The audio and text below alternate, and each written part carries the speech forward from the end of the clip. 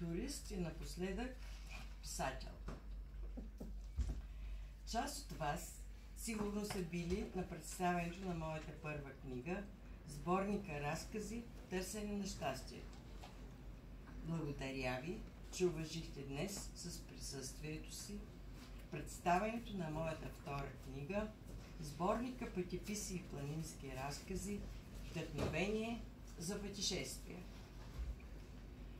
Ще открия моето събитие с няколко думи за мен и за това, как се стигна до написването на тази книга.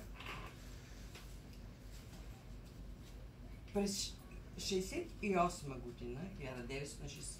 година завърших първа езикова гимназия, специалност руски език, а през 1973 година завърших МЕИ Варна, специалност автоматизация на производството. Работих около година и половина в структурата на градски комитет на Комсомола, Варна, след което заминах по разпределение за град Козлодуй, където постъпих на работа като инженер в атомната електроцентрала. Когато след 5 години се върнах във Варна, имах късмет да намеря работа в териториалния изчислителен център ТИЦ Варна.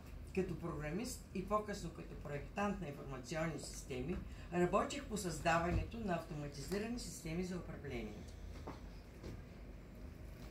за различни варненски предприятия на различни видове техника. В края на 2010 година се пенсионирах и след пенсионирането си направих първите си опити да пиша. Уж не си поставях големи цели, но четейки написаното, не оставах доволна. Текстовете ми изглеждаха сухи, декларативни, мъртви.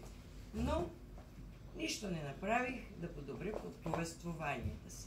Ограничих се само с четене на великите майстори на разказа и романа.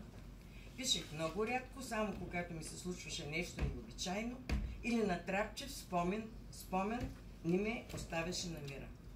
През годината на COVID-психозата, 2020, преживях силен стрес, предизвикан най-вече от неспособността да взема адекватно решение във важен момент от живота си.